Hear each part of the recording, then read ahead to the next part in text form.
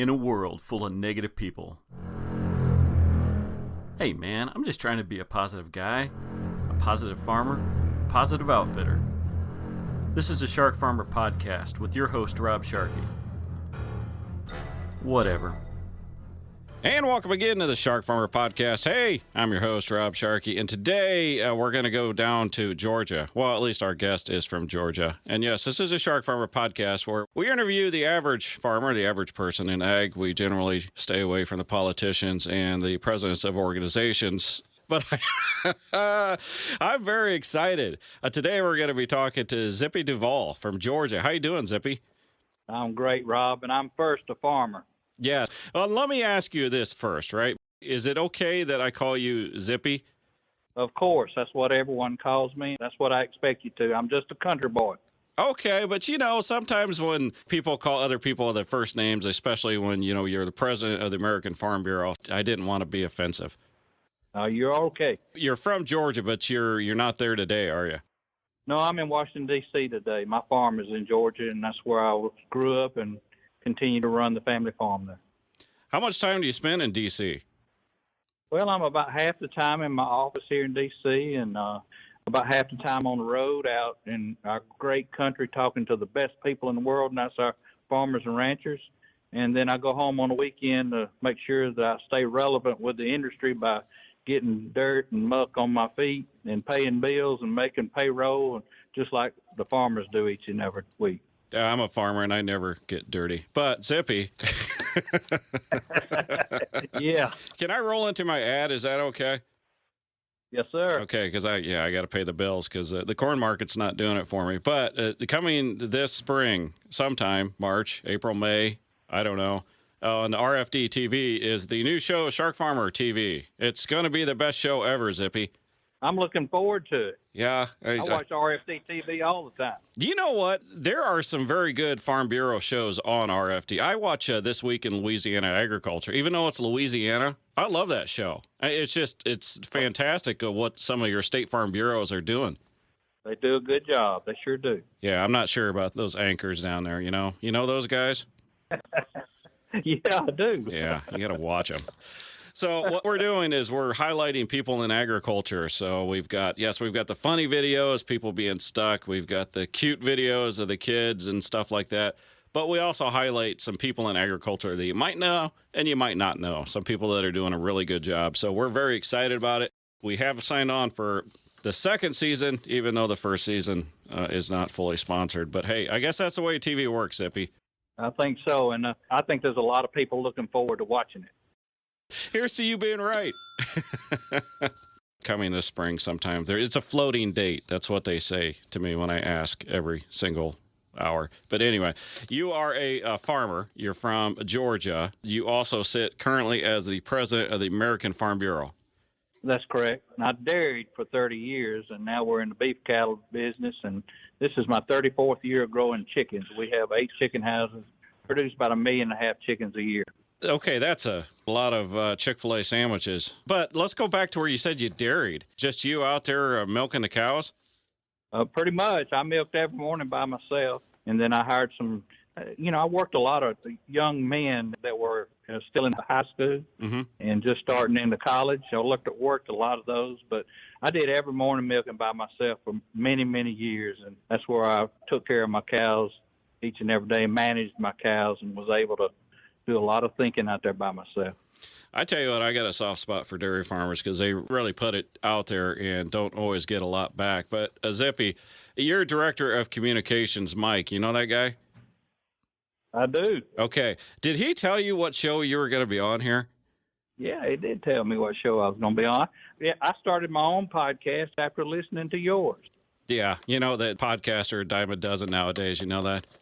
Yeah, but not everyone gets to listen to the Shark Farmer. So they got to listen to the Shark Farmer. And I'm hoping they'll listen to my Farm Side Chat right after they get through listening to you. Well, I tell you what, like I said, we've interviewed politicians, we've interviewed chairmen and presidents. We generally go more towards the farmers, just the ag salesmen, the people you generally don't hear that much from. And when Mike approached me about interviewing you, I was kind of asking about it. And then he sent me a link to Red River Farm Network, and they did an interview with you for about 15 minutes. And I was set, because one thing that I take very seriously and I don't joke around out is when we're talking about mental health and agriculture. And you, in that interview, very openly talked about it. Tell me how this worked, because I know Bear, the company down there in St. Louis, was starting I think Farm State of Mind. But now what has happened with that in correlation with the Farm Bureau? So they had their program of Farm State of Mind, and we had our program of Rural Resilience, and they both dealt with mental health. And you know as well as I do, the farm economy has been terrible for 6 or 8 years now, and then we've had a trade war on top of that, and we've had unbelievable weather that's just been challenging to us, and all that piled up on top of each other made an environment where our farmers are just stressed to the T. Now, I lived through the 80s. I'm probably older than you are, and I farmed through the 80s, and I know how difficult that was, and that's when I diversified into chickens with the dairy business. But, I remember seeing all those news reports every night, because back then we had news at 6 in the morning, in noontime, 6 at night, and 11, not 24 hours a day. But we'd always see where some farmer done something really bad to himself because of the stress he was under. And we as Farm Bureau, we touch every community across the country, 2,800 county farm bureaus and farmers in every one of those counties. And we felt like, they're all our friends and our neighbors and part of our farm family. We wanted to try to do something from my great organization to try to give them some resources and to encourage people that it's okay to talk about having a difficult time. That interview you did with the Red River Farm Network, I'll be honest, it stunned me. Now, I've been at a Farm Bureau for a while, but you were openly talking about struggles, and unfortunately, you just lost your wife not too long ago. But what stunned me was I don't think that would have happened 10 years ago in Farm Bureau. And I was so impressed that you were being so honest with it, because, you're the president of the damn Farm Bureau, all right? You're atop of that organization of farmers that not all of them are going to be happy or comfortable with somebody openly talking about feelings, talking about depressions, talking about anxiety. This is a program that the Farm Bureau is doing. So your involvement with this, I had the feeling that it was more of a personal want to get involved with this rather than just it being your job. Was I taking that correct? I think we started this out being part of our job and taking care of our friends and neighbors. But over the last couple of years, I've had some neighbors at home that were in dairy business that had some very difficult time, and I lost a couple of them. And I know that's went on around the country. And as I travel, I've heard stories about some of their friends and neighbors going through. So we started out in that direction. And then my wife's been fighting cancer for 9 years. And last year was just a terrible struggle all year long, trying to keep her alive and keep her fighting. And she's my hero. She was an amazing woman. She fought it with such dignity. But that just came home to me about, I was talking to farmers each and every day and had left my wife at home, and she was sick and having to hire people to take care of her, and I was trying to run back home and take care of her. And I just realized, those things are going on in rural America today, maybe not because of a loved one being sick, but just because of the financial strain that our farmers are under. And as I talk to farmers, we are tough guys. We fix everything with baling twine and duct tape. I couldn't fix my wife's problems with baling twine and duct tape, and we can't fix some of these problems that our farmers have, and I know they are stressed out. So after I lost my wife January 18th, I kept it all bottled up inside for a couple of weeks, and I was just about to explode. And one day, a Farm Bureau member that I just met, for some reason, that person was able to get me to talk about Bonnie. Mm-hmm. And it felt so good to get it out. And I thought to myself, what if we could make that same impression on the farmers that are holding it in and trying to be a macho man? hey, I'm as tough as the next guy is. But I tell you what, I won't hold that kind of feeling inside of me no more, because you can't deal with those types of feelings. You got to have some help, whether it be professional, whether it be your pastor, whether it be your brother or just a neighbor. Just having someone to talk to. Then if there's real serious problems and you feel really threatening to the situation, then there's resources in these programs that you can go find someplace to help you. Or a neighbor can find those resources and try to get their friend to adapt to them. So I just think it's important. And it is personal now. It may not have started out that way, but it is personal now. I could tell. And I do like that the Farm Bureau is kind of the point now on this, because there's just certain things that Bear can't do as a company. Yeah, they were very limited in their reach. Mm-hmm. They had a good social media following that we're going to take advantage of, but their reach through their salesmen, only went mostly to the seed dealers that we buy from, and we reach every community across the country.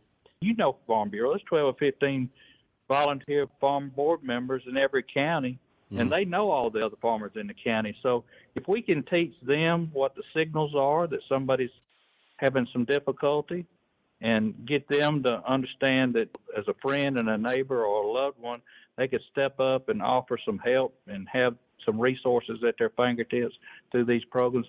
Through teaching, education, taking the stigma away from talking about it, and the resources to find help, we're hoping that we can make a difference. If we just make a difference in one person's life, it'll be worth all the effort we put into it.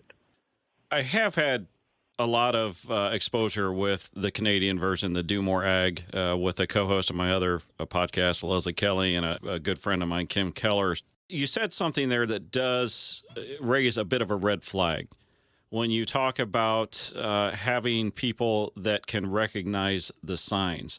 The thing I know about mental illness is I don't know about mental illness. And I've talked about it, and I've interviewed people with it. It's a funny animal because it's not like cancer. You don't have it or you don't. There's different degrees. There's different ways that people react to it. So is there a concern with basically training non-health professionals to try to recognize the signs of mental health inside agriculture? I think the training has more to do with awareness and making people be alert as to who's around them, and trying to get rid of the stigma that goes along with talking about, hey, I'm feeling, like in my situation, I was about to bust. I mean, I thought, I'm going back to work. I'm president of the American Farm Bureau. I'm not supposed to shed a tear or talk about this. I'm supposed to just go back to work and everything be all right. Well, I was about to bust. I'm sure there's farmers out there that feel that same way, and maybe training is the wrong word. Maybe bring awareness to our county volunteers that, hey, we need to be friends to our neighbors in our community, friends enough to pay attention, because we're all so busy, We're all so busy. A lot of times we just speak to each other in passing, and we need to pay attention to our friends and neighbors and our loved ones, what they're going through. And if we do see a difference, and you're right, some people don't show a difference. Yeah. But if you do see a difference, then we have a program here that offers some resources. So, talking about having that outlet, was your wife that outlet before she passed away? She was. She was my everything. Of course, my Lord comes first, but you and I have some things in common. We have 4 children each, and I can tell just talking to you before the program that you have a lovely wife, and she's there partnering with you. And that's the way my wife was. She was always there with me, and she played the role of the First Lady of Farm Bureau and the First Lady of American Agriculture, and did it with style and showed spouses, whether it be a female or a male spouse, what it takes to be a supportive spouse. But yes, she was the one I always sounded all that stuff to. Now, a lot of farmers can't do that. They don't want to take it into the house where their wives are. My children are grown, so it was easier to take it to her now. But when we had little children, I wouldn't have brought those things in the house. I'd have kept it outside. There is a farm culture, right? You and I both grew up on farms, and there's a culture, suck it up. There's no crying in farming. There's a culture that feelings are not necessarily to be put out there. They're to be pressed, and you put your head down and you plow through it. I don't want to keep using you as an example, but hopefully I can do that and try to use you as an example. You did have that one outlet with your wife, and then it got taken away. You say you were about ready to burst. I mean, was it just the whole frustration of not having any sort of outlet that was eventually getting to you? Yes, but it was more nothing I could do to fix this. It was out of my control. It was in God's hands. I couldn't do anything about it. And I've always been, and farmers are that way. We always fix these things. We live day by day with issues that face us on the farm, and we put our hands around it and we fix it. Mm-hmm. I couldn't fix this. And then when she passed, I ran around with all this guilt. Did I do everything I should have done to help her? Was there something else I could do to help her? And all that bottled up inside of me. I didn't really know that I needed to talk to somebody. I didn't run around at night thinking, I got to find somebody to talk to. I got to find something to talk. For some reason, that person made me feel comfortable enough to start talking about my wife. And it was like releasing a pressure valve. And since then, I've continued to talk about her, and it makes each and every day more bearable, and can't bring her back. Mm-hmm. Is it going to repair the broken heart I have? No, it's not. Great example quote I read in one of the, Rob, I must have got 800 cards from around the country from people. But this lady from California wrote me, and she says, "Death leaves a broken heart that no human can cure. But love creates a joy that no man can steal." That described exactly where I was at. No one on this earth can fix my broken heart. But the love that I have experienced from the Farm Bureau family, farmers and ranchers, the love I have experienced from my Lord, and the love I've experienced from my family at home has created unbelievable joy in my life. And I think it's what my beliefs in that will carry me through this difficult time. But nobody's going to be able to fix that broken heart. And there's nothing wrong with that. There's nothing wrong with talking about it. If you'd have asked me 4 weeks ago, I would have might said, no, I don't need to talk about it. But once I did it, it was like taking a pressure valve off. I'm telling you, it can help you so much if you just find somebody that you feel comfortable talking to and share with them what you're going through. Do you realize what that means coming from you? I'll just lay it all out there. I've had issues with Farm Bureau in the past. I've made them very aware on podcasts. I had preconceived ideas about what she would say. But when I listened to that interview, it stunned me. To me, it was one of the most brave things that I had ever seen in agriculture, that the president of the American Farm Bureau was openly talking like this. Because you have to know, you've been around, you have to know that there are people out there listening, members out there listening, that do not like you talking about feelings in agriculture. But yet you went ahead and you did it. Coming from you, that's going to make more of a difference than I think maybe you even realize. I mean, has that even entered into your head with all of this? It really hasn't. And when I did that podcast that you listened to, I didn't even really think that podcast was going to go in that direction. There was no plan for it to go that direction. It just happened that way. And since then, carries on into what you just said. It is making a bigger difference than I ever dreamed, because it wasn't planned to do that. Our industry, farmers and ranchers, are a family, and we got to take care of each other. There's less than 2% of the population that farm, and we set the rest of America free to be who they want to be every day, because they ain't got to go out and grow the food for their families. We do it for them, and we got to take care of each other, and we got to stick together. We got to get rid of the stigma that is around this issue, and we got to help each other. Rob, I really think that this is one of the things that God, it's a mission that he has me on, and he's going to use my wonderful wife and her legacy to touch other people. And if that's what his will is, and if that's what it takes to help someone, then I'm willing to do that as Farm Bureau president or just a Georgia farmer back in Georgia. Well, I do mean it. When I listened to that, I called Emily right away. I said, you would not believe this. And I do. I think it was one of the bravest things I've seen. I don't pretend to know what your job is, but part of your job is keeping a lot of people happy. And when a lot of people grew up with that farm culture, and now we're switching and we're saying we need to take the stigma away from it, are you ready for the blowback on that? Yes, I am, because I don't think farmers and ranchers are going to be critical of a man, and I'm just a man like everybody else is, speaking from his heart. I have more people tell me, I loved your speech because you spoke from your heart. Mm-hmm. Well, all this conversation about getting rid of the stigma and it's okay to talk to somebody about these issues is my heart coming out, because I do care about people. I don't go to work just to go to work and get a paycheck. I go to work to try to make a difference in people's lives. I was raised and taught that you got to give back to your community, give back to your Lord, give back to people that brought you here. And I carry that on to the industry that's been so wonderful to me and my family for generations now. Earlier I said, if we can just make a difference in one person's life, it's worth all the effort, and it'd be worth any blowback I get. And, I get blowback a lot on a lot of different. What? I mean, you try to keep all the commodity groups Come together. on.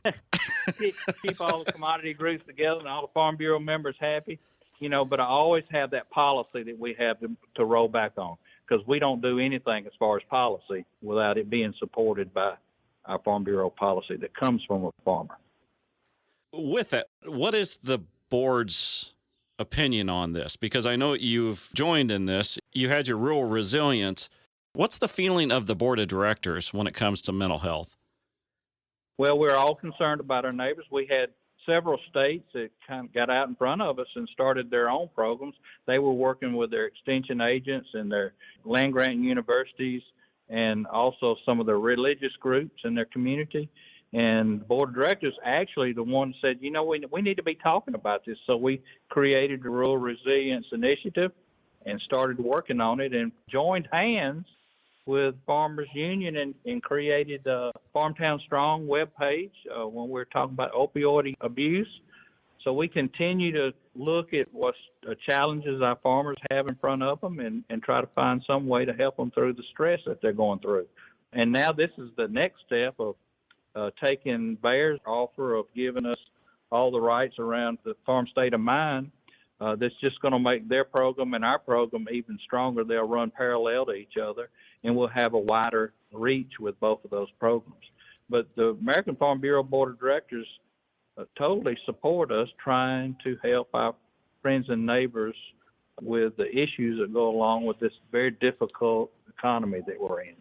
I would like to offer you a phone call with Leslie Kelly and Kim Keller because they've been doing this longer, and I think there's mistakes that were made that they would like to share that maybe hopefully it doesn't get repeated. So that I would openly like to make that invitation to the American Farm Bureau. I would appreciate that. I grew my farm by going and visiting other farmers and seeing what mistakes they made, because I don't want to repeat the mistakes. So that goes along with my farmer nature, is to talk to somebody that's already done something like this so you don't repeat those mistakes. Well, yeah, and as a pioneer, of course, there's going to be mistakes because you don't know what problems are even going to arise. So, but they've done a very good job, and I think getting the two of you together, at least have a conversation, would be well worth it. So, is this going to trickle down? I mean, Farm Bureau is a grassroots, but this seems like this is more of a program that is starting at the top. Is the idea for it to trickle down all the way down to the county levels?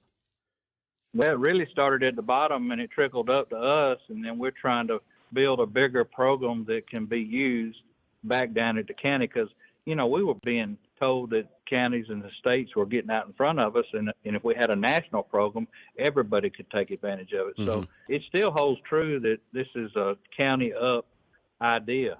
So, yeah, hoping that these two programs together will be things that we can deliver back to our states, and the states deliver it back to their counties, and that we can make a difference in somebody's life. Yeah, I mean, that's obviously the hope with it all. You guys, you have to get pelted probably hourly with ideas and things that everybody thinks is the most important in agriculture. It has to be a slower process for an organization of that size to actually commit a significant part of their time and efforts into one thing. How much of a force was there in agriculture wanting something to be done about mental health? Well, I kept hearing it from our state board members and our state presidents.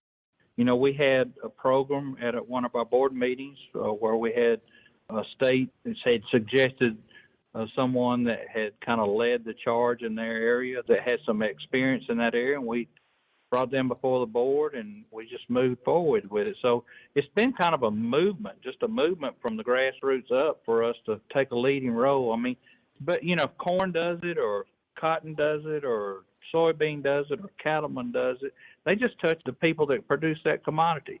But we touch all of them. All of their members are our members, hopefully, would like for them to be. And our reach is just so much further and broad, and hoping that we can make more of a difference. You're right. We do have lots of ideas to come up. But we do know also that this farm economy has put unbelievable stress on our farmers, and we don't want to go back to where we were in the 80s, and we want to be able to head that off the best we can. We do that through this program. We do that through our policy issues. To do that through me serving on the advisory committee with the President of the United States on trade, all the work we did to try to get a positive vote on USMCA. I mean, I can't tell you how much work we have done on those fronts and continue to do to make sure that it becomes a reality. Again, I thank you for what you guys are doing. I've got the president of the American Farm Bureau on the line. Can I switch gears and ask you some other questions? Yeah, I listen to your podcast. Now, a lot of times your podcast is a lot of fun, a lot of laughing, so let's leave everybody on the upbeat. No, I got a very serious question here. So out of all the state farm bureaus, which one do you like the least? Oh, no, I'm not going to answer that. I'm a country boy, but I'm enough politician to know that I can't answer that one. Okay, so he's avoiding the question. Noted. They all are good in their own ways, and some are bigger than others. And a lot of our bigger states, through some of the programs we deliver at American Farm Bureau, actually help assist some of the smaller states that have less of a staff to be able to get their grassroots involved. Because, you know, every state has 2 senators.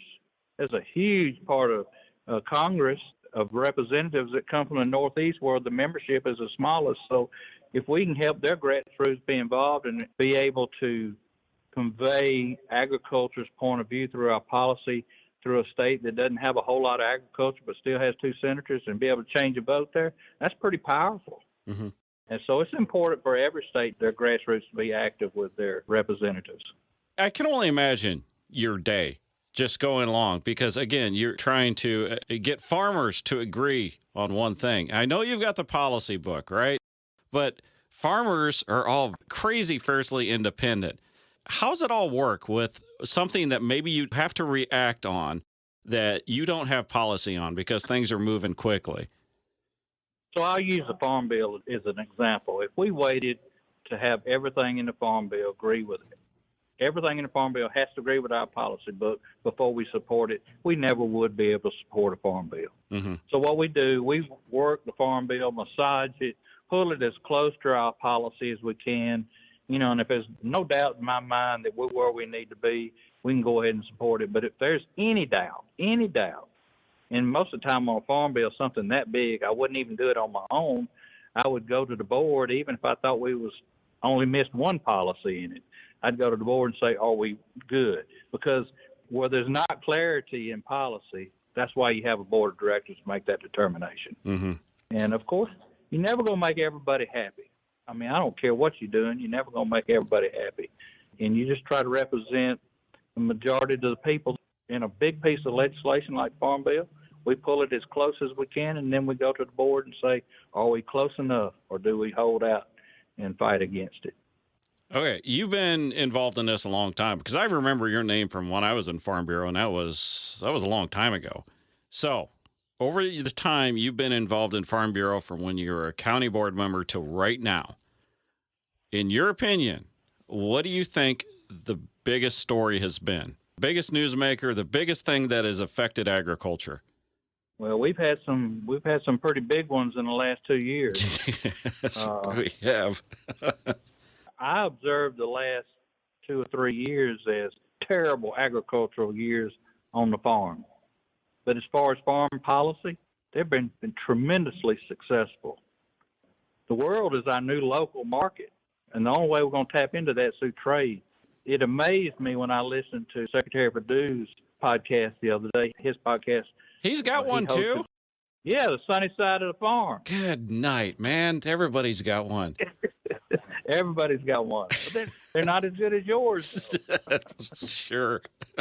But he had Mr. Lighthizer on there, and Mr. Lighthizer made the comment that I'm close to it, but I didn't even know this. He said that they'd had 41 trading agreements, 41 trade agreements signed since he went into that position at USTR. 41.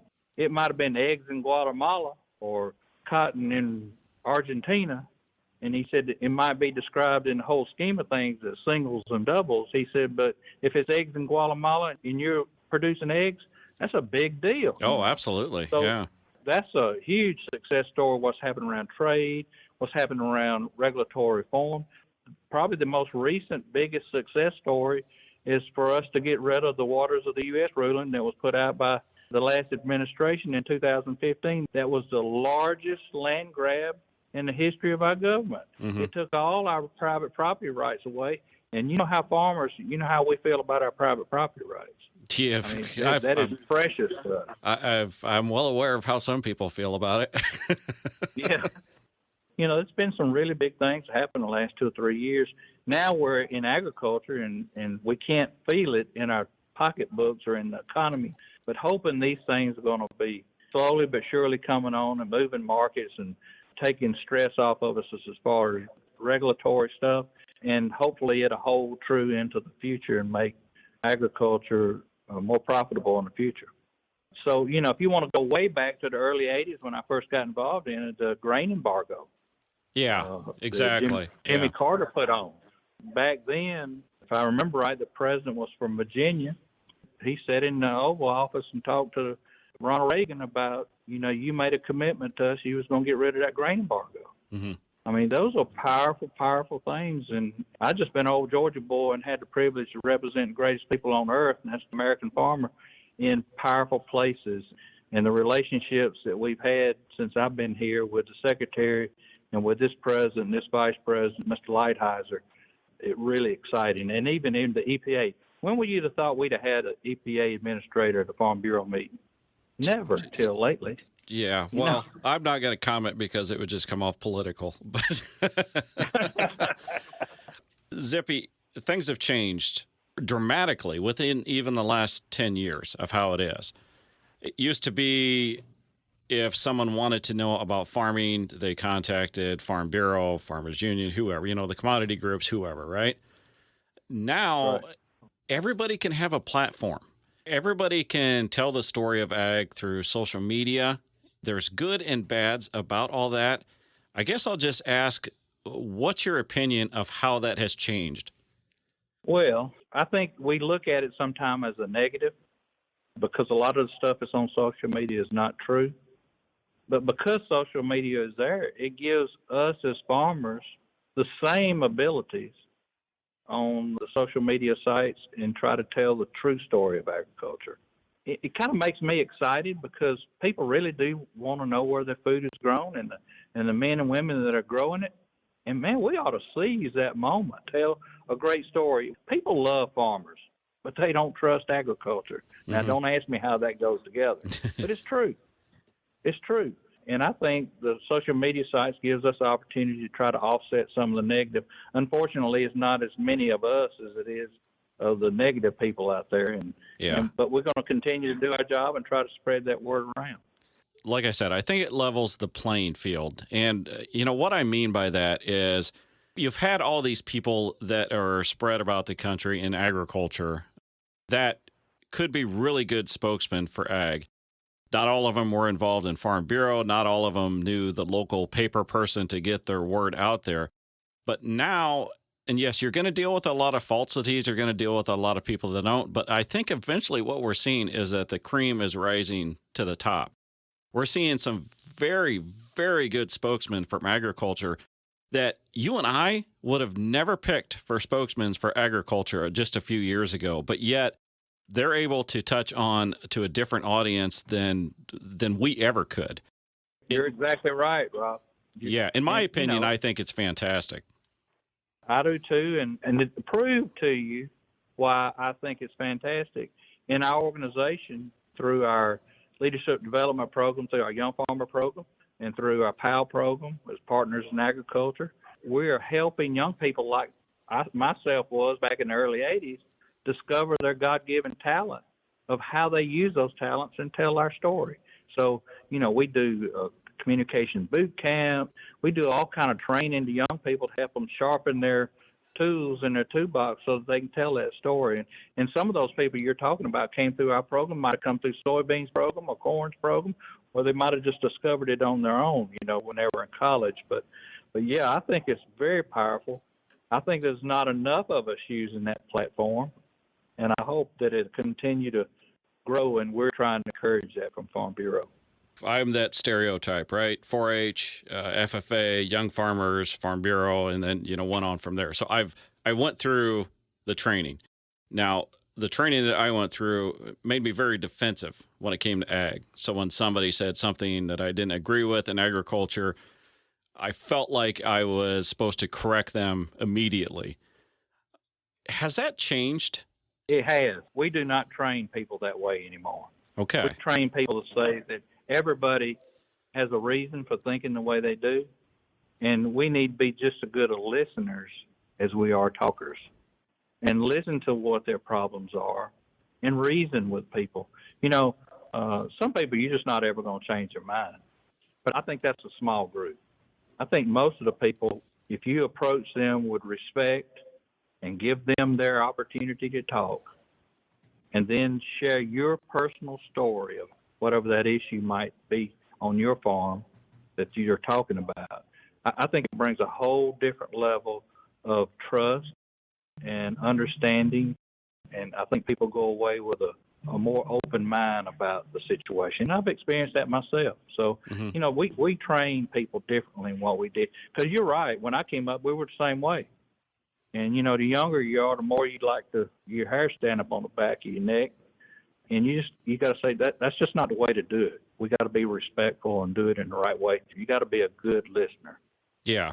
Well, I'm very glad to hear that. And it's not like the elevator speech type of defense. So that I'm very, very happy to hear that. I had heard that the Farm Bureau was different now. And I've heard it was different with your leadership. I haven't been involved with it, but I do know that I've been very impressed with the things that you've been doing. And like I said, very rarely do I just kind of get stunned and just taken back as much as I did is when I heard you on that Red River Farm Network podcast. And I am not blowing smoke either. I think it was one of the most brave things I've ever seen anybody in agriculture did, because I know your position. I know the people that you represent, but yet you were putting it all out there to break a stigma and to bring awareness to mental health. So between that and the other things that you guys are doing now, Zippy, I just want to congratulate you on the American Farm Bureau and what they've been doing.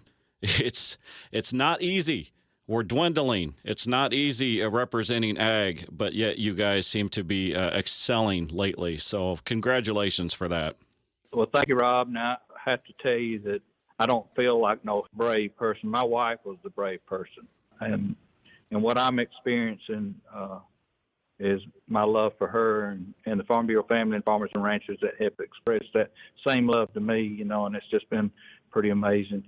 I hope a lot of people that have left Farm Bureau over the years, and a lot of farmers that's never experienced it, I hope they hear this podcast and say, this is a new Farm Bureau. We want to be inclusive. We want to be transparent. And I know people use that word very loosely, but I truly want to be transparent. But being inclusive and including big, large, small, organic, local, traditional, all of us, so that we can have that well-rounded Farm Bureau voice in our policy. And I hope that people will come back, and we would love for you to come back, Rob, and be part of our organization. I'd never cancel my membership. So no, I've always been a member. So yeah, you get my whatever $65 a year. Yeah, which is a bargain. There you go. Yeah, because you and I could do multiple podcasts on all the things that we're involved in each of them day. I really think that the Farm Bureau is the organization that are watching our farmers back while they're out in the field or in the barns working. We're watching their back each and every day here in Washington. Our states do it on the state level, and our counties, hopefully, they're doing it on their local levels. Farm Bureau, I was a county commissioner one time, but I would have never been a county commissioner if it hadn't been for Farm Bureau. I was on my local rural electric board. I would have never have been on that board if it hadn't been for Farm Bureau. Our Farm Bureaus do such a great job across this country taking care of our farmers while they're home working. Is it Indiana? Was that your least favorite state? No. No? No. Okay. You're not going to get that out of me. Hey, I heard on one of your podcasts you didn't like a teleprompter. No. Can you do those? No. Are you kidding? I speak from the heart. I spit, sputter, and stumble over those things. Oh, man. And like you said, a lot of it you write yourself, you still can't do it. Exactly. So I told you we had a lot in common, Rob. Yes. Well, Zippy, listen, I know you're extremely busy, but I want to thank you for coming on here. I want to thank you and the Farm Bureau for taking on mental health and agriculture. I know it's not easy, but you guys are doing it unapologetically, and it speaks volumes. I don't know if you realize that or not, but it speaks volumes to us out here in the country. So thank you very much. Thank you. You keep up the good work, and I'll keep listening to you. And I hope you'll listen to my podcast, and maybe you can give me some tips. Oh yeah, I'll give you tips. All right. Wrong kind of tips. Yes. Zippy Duvall, President of the American Farm Bureau. Thank you so very much. And everybody else, we hope you tune in next week. And thank you for listening to the Shark Farmer Podcast. I am your host, Rob Sharkey. Please visit us at www.sharkyfarms.com. And just search for Shark Farmer to follow me on Twitter. Later.